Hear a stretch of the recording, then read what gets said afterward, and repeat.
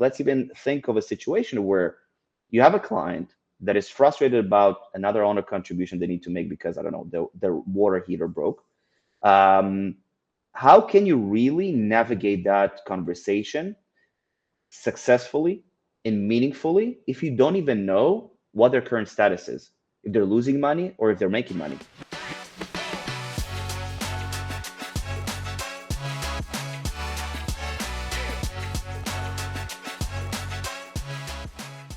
Hello, professional property managers. Andrew Smallwood here from Second Nature, host of the Triple Win podcast.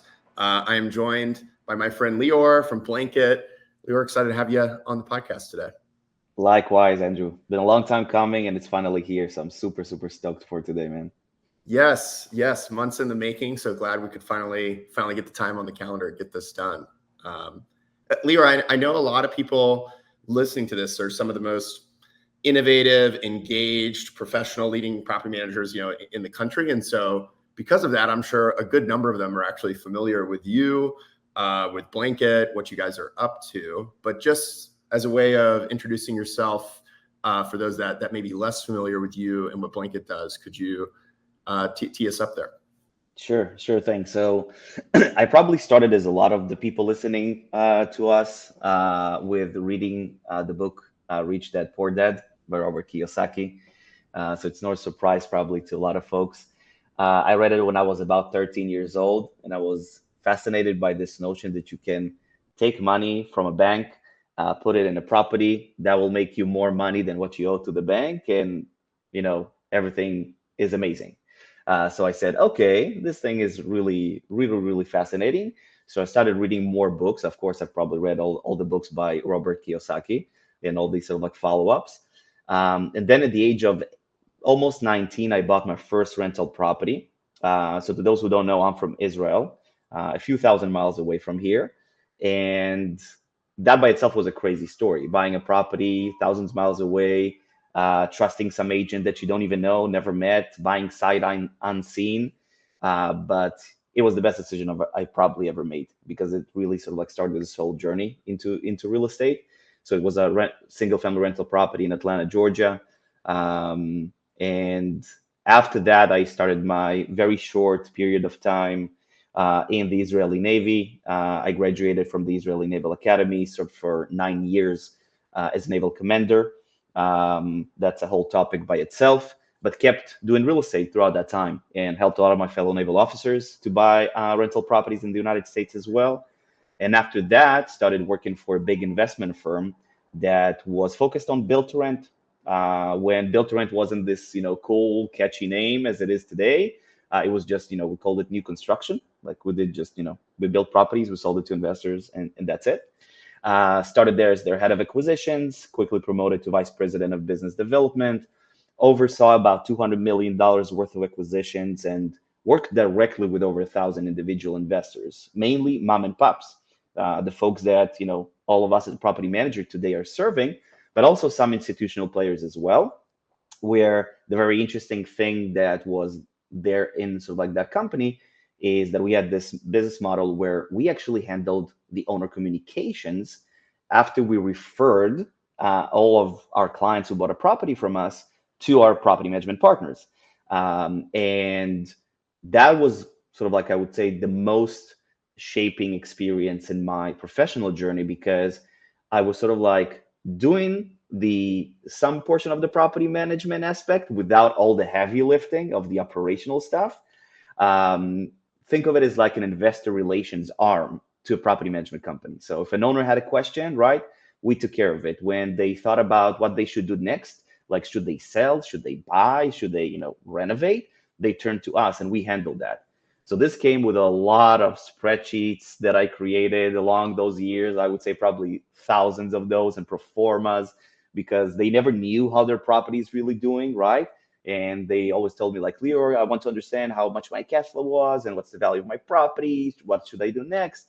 It's like all these things were things that I, like grew up with in my professional journey. All these frustrations, those problems, those needs, understanding the sensitivity between the relationship of the owner and the property manager and what they expect from one another. And this was really the thing that led to the birth of Blanket, which today aims to really solve this problem of owner churn. And most of you are probably listening to us experience it to some extent, because churn is this thing that sort of like never really disappears because life happens, right? Even if you're doing an amazing job, your clients love you, life will happen and they might need that money and they will sell the property and that property is gone. So the whole idea that we are trying to achieve is, number one, to reduce that owner churn for you, but to also help you monetize from that and grow your business and grow your revenues with everything related to the owner sort of like relationship and their needs. So this is what Blanket is doing today. We're a VC-backed company and trying to innovate ourselves every day and improve ourselves. But really, the goal is to help us transition into this future of an asset management industry and not just a property management service provider type of mindset. Mm. You know, so Lior, we later today, we're going to have a handful of new Second Nature employees joining and doing kind of their initial onboarding. And so I get an hour session with them. And when we talk about the triple win, we talk about creating an experience so good for residents, they never want to leave. Creating an experience for owners, right? So good, they never want to sell, right? Or leave.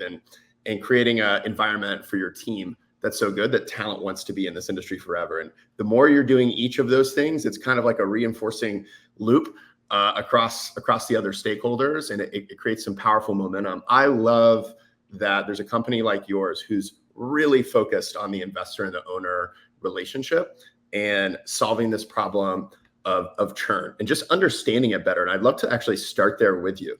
If you know, we were to take a rough average of 20% churn, I'm sure there's people listening to that who are tracking this closely and know, hey, my churn is a little bit lower than that, or, you know, maybe my churn's running a little bit hotter than that. But a rough even number, if there's 20% of churn out there, what can you help us understand about what percentage is going, you know, to this? What percentage is going to this? Like, hey, the biggest reason is this, small but easy, you know, things you can do to trim it up are this. Like, what are you guys learning as you've just been immersing yourself kind of in understanding the problem better?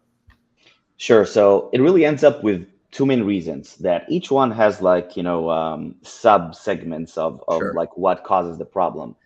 Those two reasons are owner sales and owner experience. Those are the two things. Now, on the owner sales side, it's a very market dependent reason, because when the market is hot, as we had in the past several years, or I would say before, you know, COVID and all that stuff. So whenever the market is hot and prices are increasing, owners want to cash out.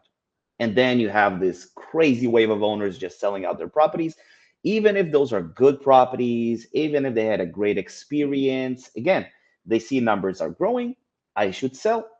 And that by itself has sort of like the sub-segment of how do we even get as property managers to the point that we're involved in that decision, right? So the contributing reason to this reason, actually, to the owner selling problem, is that a lot of property managers are not top of mind for their owners for whenever they want to sell. And I'm sure a lot of folks listening to us can relate to the fact that, you know, sometimes they are also surprised by an owner saying, yes, I want to sell this property, but didn't you know that that I can help you sell it? Oh, no, I didn't know, blah, blah, blah, blah, blah. So like, that's like, I would say 50% of the problem. A lot of owners don't even know that their property manager is a licensed broker and he can help them actually sell that property. So I think beyond understanding that this is like a sort of like a market dependent problem, it's also an awareness problem.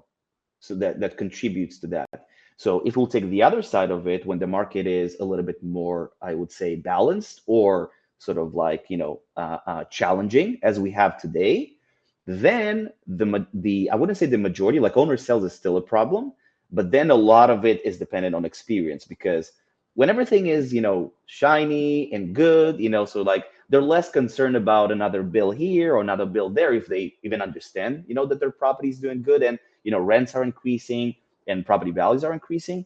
Then they're focused on the things that don't go good. Then they sort of like the I would say the challenges in the day to day become the main thing that they're thinking about. And then there's a lot more pressure on delivering a better experience, which again comes down also to how you as a property manager manage your tenant experience, because that can solve a lot of problems without not even getting on the table.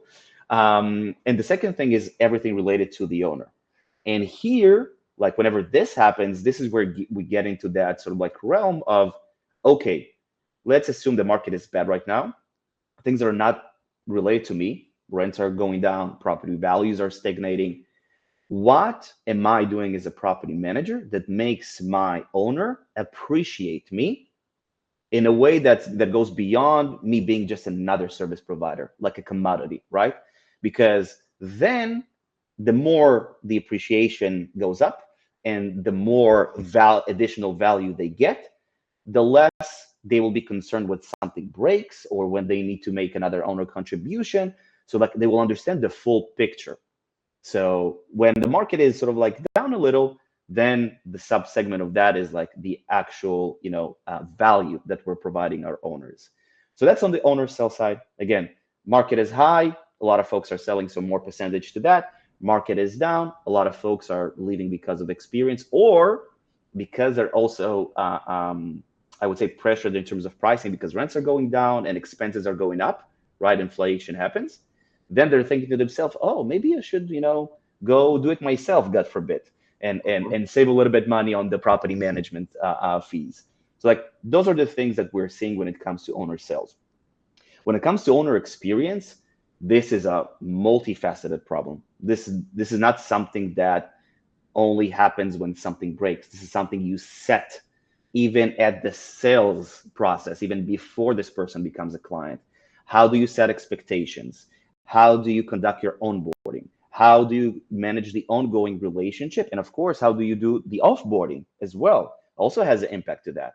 And if we'll break it down, what we see is folks who are already in the sales process, in the first meetings with the owners, set expectations the right way and make them understand that they're not just here to manage their property, they're here to help them achieve their goals of building generational wealth, of building their passive income. It immediately sets the stage that I'm not serving you, I'm partnering with you. So that way, whenever something challenging happens, we don't just go and break everything. We work on it together. So that's number one, setting expectations during the sales call and showing them that we're more of a, trusted advisor to them. The second thing during the onboarding as well, think of a situation, when let's say we blanket, we say that we can do this and we can do that and we can do a lot of things for you. The only way for you to trust what we're saying is just by believing what we're saying, right? But there is another way for us, for example, as blanket and as property managers, to wow you as a client, right? In the onboarding process, how seamless it is, how professional we are, how sort of like everything is organized in a way that makes you understand that these guys are serious, right? They control, everything they do. So also, how do you manage that onboarding process for the owner? Contributes a lot to if they would churn at the end. And the ongoing, of course, if you're doing annual owner letters, if you're doing any owner performance review sessions with your clients, walking them through how their properties performed this year and talking about their goals for next year. For example, do you want to buy more properties? Do you want to sell some of your properties? Do you want to renovate and improve your cash flow? And then, maybe we can go ahead and check for a lower landlord insurance quote to maybe, bump up your cash flow a little bit more. So like there's a lot of things if you're just doing at least once a year that already positions you in more of this valuable partner rather than just a service provider. And lastly, offboarding. Offboarding, if you're doing it right, and again, back to that point of making sure that your clients are aware of what you can do for them, even if churn eventually happens, because some will happen, at least you can monetize from that and get the commission from the transaction for selling their property, because that can be 3, 5, maybe even 6 years of your management revenue for that unit, and that offsets at least that loss. So those are like the two main things that we're seeing: owner sales, owner experience, and each one of them has different facets to how they're impacting the actual result. Lior, I feel like that was a clip right there. It's like, here's the breakdown. Thanks for giving the framework of, hey, here's the two buckets, and then, further detail there from sales to onboarding to how you're engaging to offboarding all the way through the journey. I'm sure people will that will help them just have an orienting framework to map and kind of cubbyhole a lot of their experiences, I'm sure. I want to ask one quick follow-up question to this, which is, Okay, you just covered all that and all those different facets. If you were to pick, I mean, obviously doing all of this, right, would be great. If I'm a professional property manager and I were not sure exactly where to start, and I'm sure for some property managers it may be different, right, where they're seeing the most pain or whatever it might be. But in your experience, if you could only pick one spot, it was at the sales, or if it was in offboarding or somewhere like that, where do you think is kind of the biggest opportunity as an industry as a whole here? I would say definitely sales and onboarding. Because if you structure that right, you might not even need blanket. You might not need any tools. You might not need any tech to make sure that the experience is good, because you've set the expectation. And this is where normally the break points happen. When you don't set the expectation right, when your clients don't appreciate you more than just a service provider, this is where things will break. So again, you don't need to use any tech tool for that. All you have to do technically is, when you meet with a prospective client, make them understand that you're their long-term partner. And that is easily done just by asking them, what are your goals? What are you hoping to achieve? Let's say if it's an accidental landlord, right? So we know that probably they would think about selling at a certain point. We shouldn't be surprised, right? So ask them, like, how many years do you plan to hold onto this property? Maybe there wouldn't be an answer, but at least you'll be able to set the stage and say, okay, 2 years. Okay, let's set a plan in which in these 2 years we'll do whatever we can to maximize your revenue, to make sure, again, that offsets any mortgage payments that you have or whatever.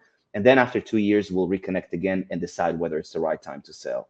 That's it. Immediately the person understands, he got me covered up until the moment that I'm leaving. So I'm good, in good hands. And same goes for the intentional investors. Maybe some folks have a plan to build a portfolio of, I don't know, 10 properties in the next 10 years.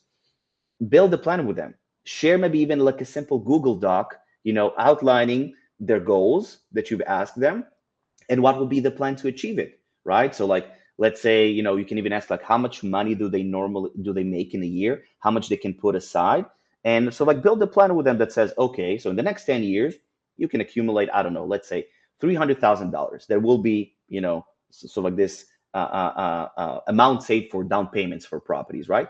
And your property can make, let's say, I don't know, an additional 100K.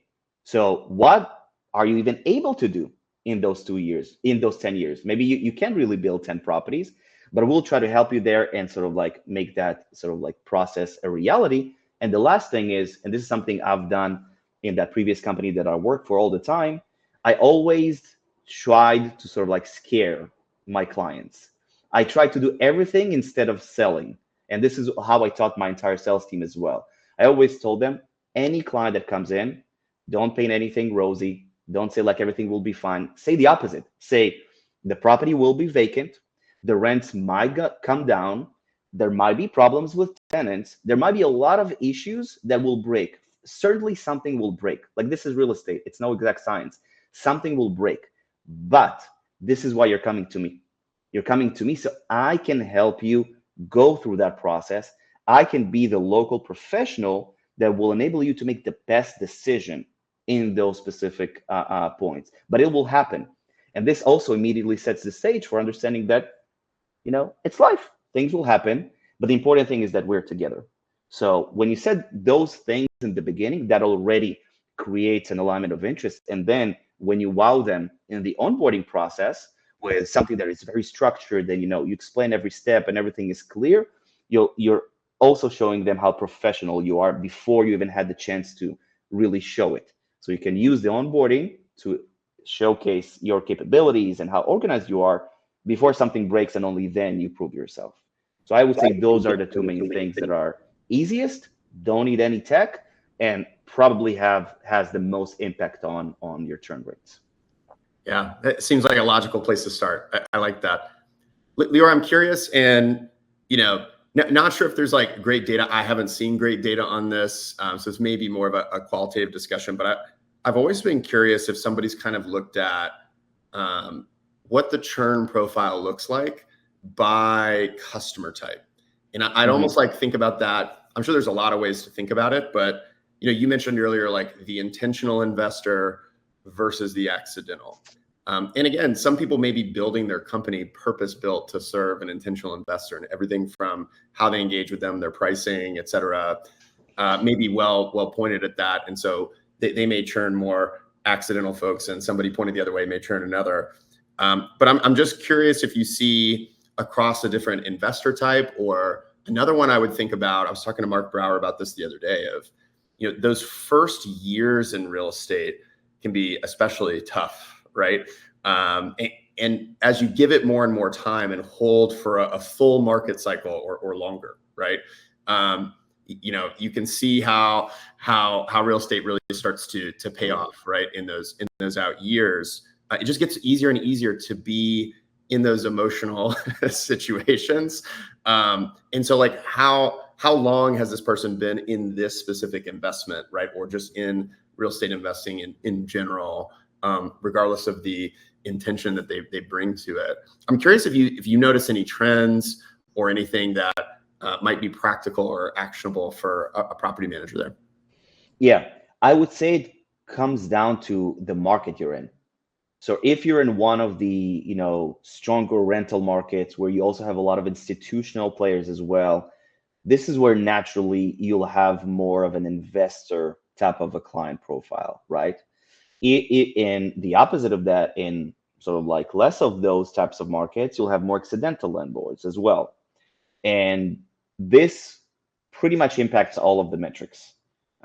So it's really hard to say on a national scale where the data comes from, but it's way more practical to see it on a market per market. So with that being said, you do see, of course, more accidental landlords, of course, so like churning. Again, when the market is really good, they just, see it, they get hyped from the FOMO, from a lot of folks who are also selling and telling them, oh, the real estate market is hot, and look at, what this news article said and what this is. So like, they get all this pressure, and then they say, okay, I'm gonna sell because either way I didn't plan for this. So these are like the ones who are churned, I would say, the easiest.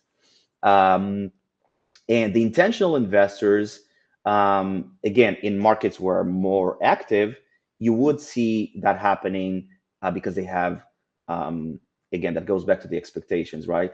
They have a different view on what a property manager should be doing for them, right? And I bet each and every one listening to us today had this owner that came in with dozens of properties and like, yeah, I need to pay you just 2% or 4%. Like, I don't need to pay you that much in property management because I'm bringing you so much business, right? Like, so just, lower it down. And all these crazy requests. So like, I think a lot of times what we do see is when these types of clients do leave, and a lot of property managers that are been in the business for quite some time now, even try to stay away from these bigger investors because of the risk that comes with them. But this is what we also see, that actually the larger ones are churning sometimes faster because of this conflict between what they think you should be doing or what they think they should be paying you versus what's actually being done and what's actually provided. So those are like the caveats. In terms of numbers, I think the more we grow, the more we'll be able to really provide some quantitative and quality data about these sort of like trends per market. But for now, what we do see for sure is that it really depends on which market you're in and whether your predominant client profile is investors or accidental landlords, and each one has their own reasons. And you'll see that. So in certain markets, the data will show that more churning, the more a higher churn is caused by accidental landlords. And in other stronger markets, the more churn is caused by mainly the intentional investors. So it really depends on the market. Yeah. No, thanks for sharing that. Okay, I want to take a adjacent turn here a little bit and ask you a question about. We hear lots of conversations today about not just being. I mean, I remember on a Triple Win Leadership Exchange conference we did maybe like 3 years ago or something like that. People talking about property manager versus asset manager, talking about getting more proactive than reactive, and really talking about how can you position yourself in a strategic kind of function as opposed to a service or kind of tactical function, right, and relationship with the client. And I know you guys are really passionate about this and you talk about this a lot. I'm curious, what are like 2 or 3 things, and I'd love to hear even like maybe an example of one of your clients or people that you've seen do this really well, of how can you position yourself as an expert? Because I think a lot of people say like, this sounds attractive. It kind of sounds like going to Mars a little bit. Like, how do I bridge this gap? And I feel like a couple illustrative examples of people who have done it well and what that looks like, what that sounds like, would be helpful. Sure.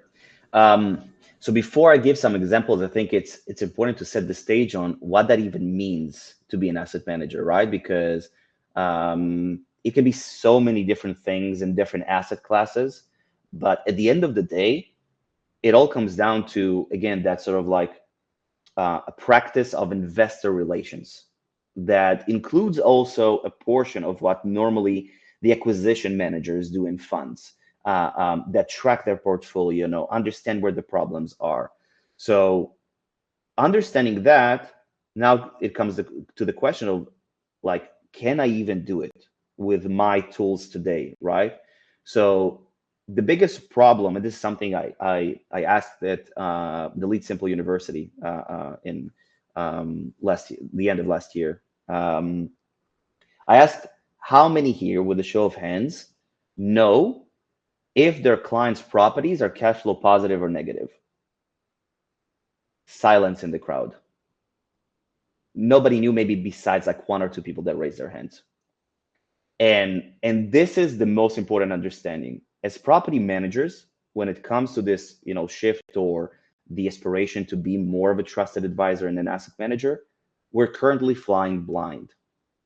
Why? Because number one, the expenses that you're exposed to as the property manager in your property management software do not include probably in the majority of cases, unless you're paying it for them, they don't include the mortgage payments. You might not even know if your client has a mortgage in place. They don't include the property taxes, the HOA, a lot of stuff that eventually tell you if the property is cash flow positive or negative. So before diving into, again, to examples, like let's even think of a situation where you have a client that is frustrated about another owner contribution they need to make because, I don't know, their water heater broke. How can you really navigate that conversation successfully and meaningfully if you don't even know what their current status is, if they're losing money or if they're making money? Because each one of these situations can lead to a different outcome. Because if they're losing money, and let's say the property is in general not doing that good, instead of trying to fix this symptom, you need to solve the problem. And maybe the solution for that problem is saying to that owner, hey, you know what? I agree with you. We had a lot of issues with this property. This is a very old property. We've never done a full renovation on it. Maybe we should just think about 1031 exchanging this property into a better one that wouldn't have all these issues that are coming up every month, one that will bring you more cash flow, that will actually make you money, one that will be in a better area with higher appreciation potential, a solution to all your problems. But if you don't know that, and you think, and let's say the property is doing good, then you want to solve this symptom, because this is sort of like, maybe not a symptom. This is maybe just the actual problem, right? This property is doing good in general, great cash flow, not a lot of issues. So, okay, let's now focus on this thing and solve it. So this is one of the biggest hurdles for property managers to even step into this realm of being an asset manager, is the fact that we're flying blind. We don't really know how our owners' properties are really doing. But let's assume we know that. Let's assume we pass that hurdle and we have, all that data. Then the question is, what am I doing with this data? Then we come to the point of what I call, like, we're moving from data to insights. Which insights do I generate to then actually turn them into actions? And this is what asset managers do. They look at their portfolio all the time, try to see where is there some properties are not doing that well, which properties are doing well, but the rent actually in that area has increased significantly, and maybe we can increase the rent to increase the cash flow, right? And sort of like they're looking at all this data, and then they're coming up with like the actual insights. And now let's give an example. So let's say we have a property that is actually doing good, but it's an old property. There are a lot of issues, and we see that one of the data points that we have, for example, maintenance to income ratio. Okay, so you see how much money this owner spends on maintenance versus how much money they're actually making. If this one is really high and even way higher than your average at your entire portfolio in that local market, maybe you should reach out to them and tell them, hey, why don't we think about renovating it? Like, you've generated this amount of cash flow in the last couple of years, right? Your property also appreciated in value, you have significant amount of equity. Why not tap into that and actually, renovate this property? For the owner, it's great news. It will improve his cash flow. It will upgrade the property's value. It will put an end to all those headaches. And to us, as a property manager, if we have our own maintenance division, or we just charge markups on renovations, that's an actual revenue stream for us. Beyond the fact that this action might, increase the management fees as well and other fees too, right? Because we're improving the cash flow, maybe out, increasing the rent. So this is example number one. Example number two is if we do have that data and we see which owners are doing really good, right? And we also know like which owners are happy, which ones are a little grumpy sometimes, but like we know who is doing well. And if we all also did our, a good job in the sales and onboarding, and we know their goals, right? We know if they want to grow their portfolio, we can look, for example, which owners have a lot of equity. And let's say if the interest rates, gone down a little bit, or if it still makes sense with the current interest rates, we can reach out to them and tell them, hey, you remember we talked last year about your goals for the next 5 years? Why not tap into that equity that you have right now? Look at how much you have, and let's find you another good property that will increase your cash flow by X, increase your equity by Y, and that to us as property manager, more revenue from an additional unit, but also the commission from the actual transaction that we can take care for them, right? And broker for them. So all in all, when you have the data and you can derive these different insights, you can then turn all these insights into actions that will, first of all, make you more money indirectly and directly from additional, properties that you're managing, but also from these commissions, markups, etc. Right? But the other thing is that, and this is the thing that I'm most excited about and most passionate about, actually being an asset manager, is that you can literally build the portfolio of your dreams. You can see which properties are not doing well, which owners are causing you a lot of headache. And when you have all that data, you can understand what will be the best way. You can slowly but surely remove those bad properties, remove those bad owners, and build your perfect portfolio of clients and properties that will just make you way more money than you're doing today, because it will come with additional efficiencies, less headaches with owners, higher revenue per unit, etc. So the other aspect of that asset management part is optimizing everything, not just finding revenue opportunities, but also optimizing your portfolio so you can really, again, have that portfolio of your dreams. So this is why we're really excited about this, because it has so many opportunities for property managers to, as one of our clients said when he started using Blanket, is now I understand that I was sitting on a gold mine that I wasn't mining. And this is really the best example. As property managers, we have so many revenue opportunities, additional ones that we're not really monetizing because we have these hurdles, because we don't have the data, because we don't have the practice of optimizing our portfolio and understanding what insights we can derive to take action. So all in all, again, if we're taking some examples from our clients, so we have folks that, again, that are tracking those maintenance to income ratios all the time and reaching out to folks to, offer them to renovate their properties. We have folks that are looking which owners have underperforming properties that are negative cash flow and offering them to sell or to 1031 exchange their properties, gaining more income from the commissions and getting better properties in their portfolio. So there are a lot of examples, but it all comes down to optimization and revenue generation. Awesome. Okay, Lior, to bring this home, I'm going to hit you with kind of like a lightning round of a couple of quick questions here. The first is I'm remembering a leadership book I read. I think it's called "It's Your Ship," actually by a leader in the Navy and talked about his experiences there. I'm curious, and I found a lot. My aunt gave me that book, and I'm like, wow, this is really great. It was memorable. I got that in college. One of the first leadership books I read. I'm curious, what's your favorite book on leadership that you would share with others? Um, there, one of them will be it's a book by I don't remember exactly his name, but this was the CEO of Intel in Israel that was in charge of actually launching Intel in Israel about 30 years ago. And he really talked about this notion of always setting goals that are difficult to achieve for your team, not because you want them to achieve them, but you want them to actually always do better than they can. So it was a very interesting rule on, how to set unrealistic goals for the purpose of improving the entire business and making people be proud of the fact that they've done way more than sort of like the realistic goal. So that was one that I really liked.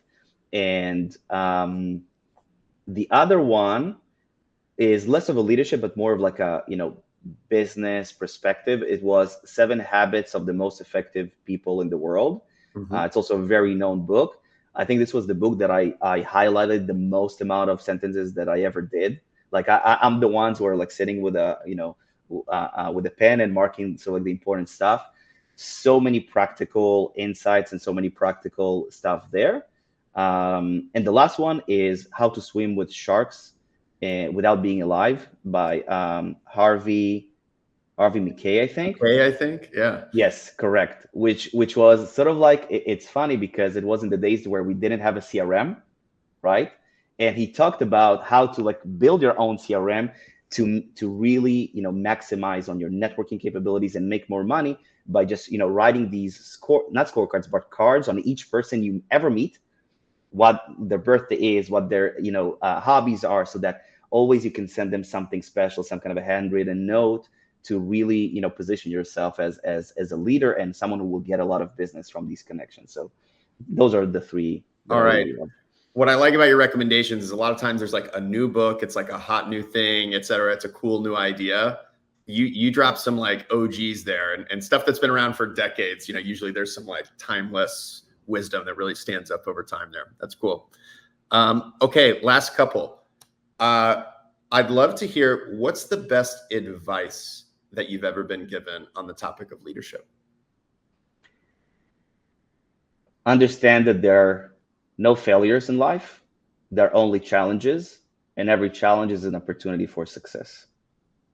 This is something that I've been also saying to all of my soldiers and officers.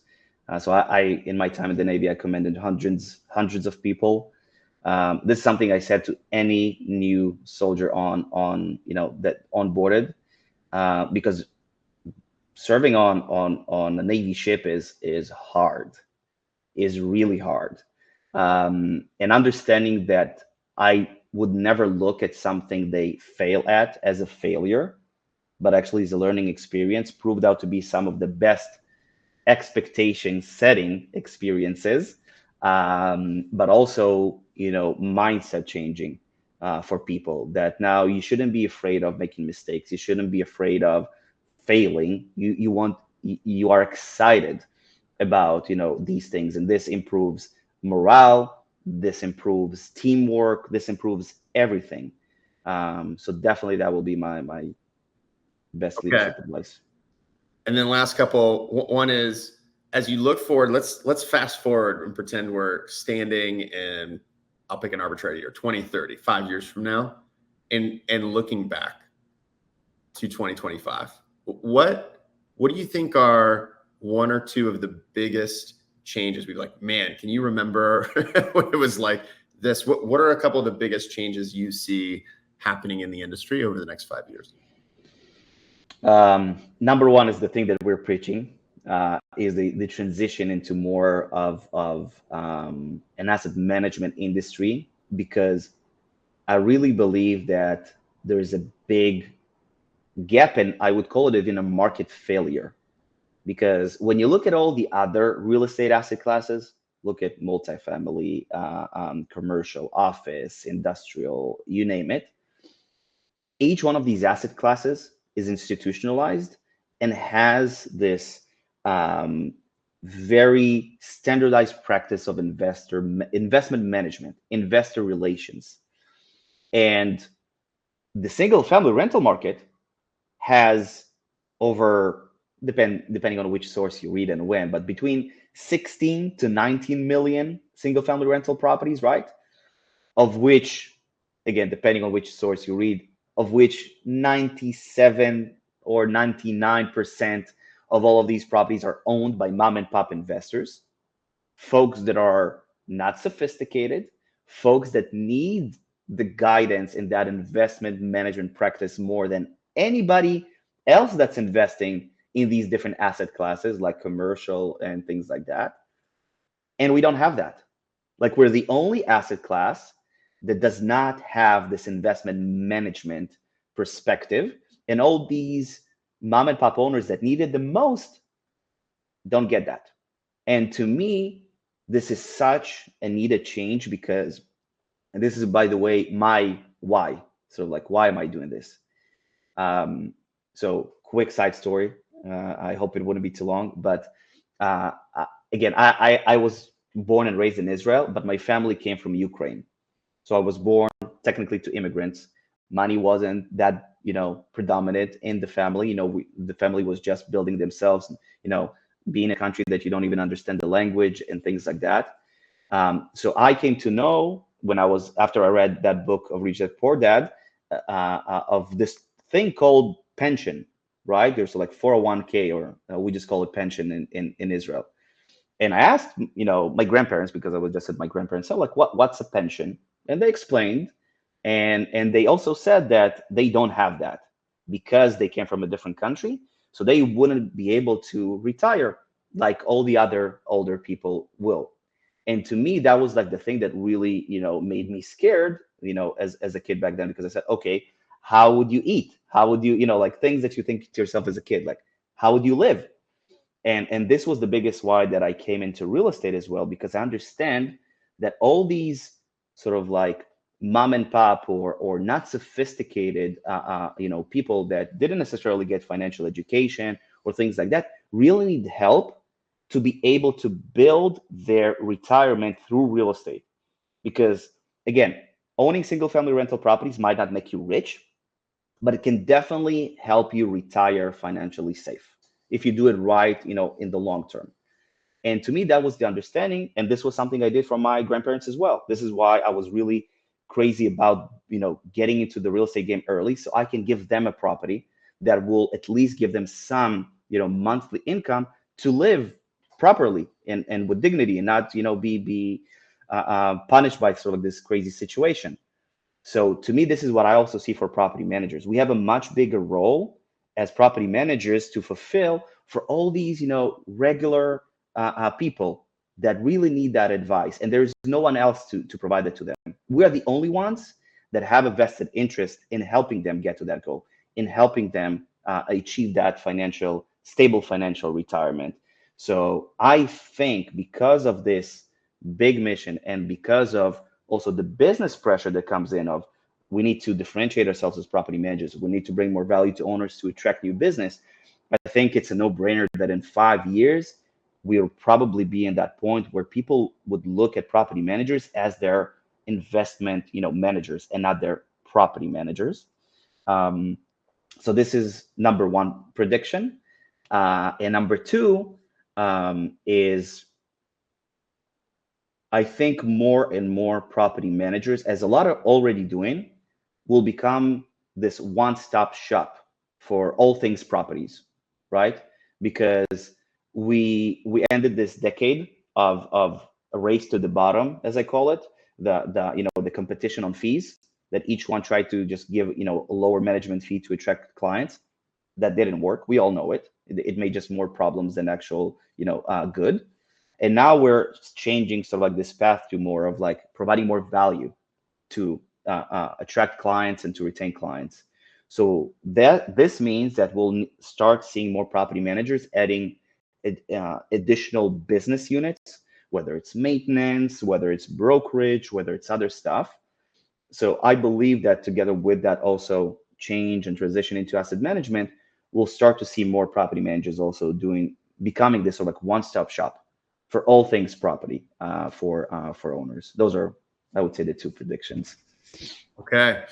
Well, hey, I think this is a great note to end on, Lior. I just want to say, always feel like we vibe well. I love your, when I talk to you, I feel a little more inspired at the end of our conversation. I feel a little more energized. Your optimism, your determination and the grit, that's alive in you and alive in the team that you're working with. And I love your passion for helping property managers, one we share. And anyway, it was great to connect this way, have an excuse to do it on the podcast. And I'm sure we'll see you at Broker Owner. 100%, of course. All right. Well, hey, everybody.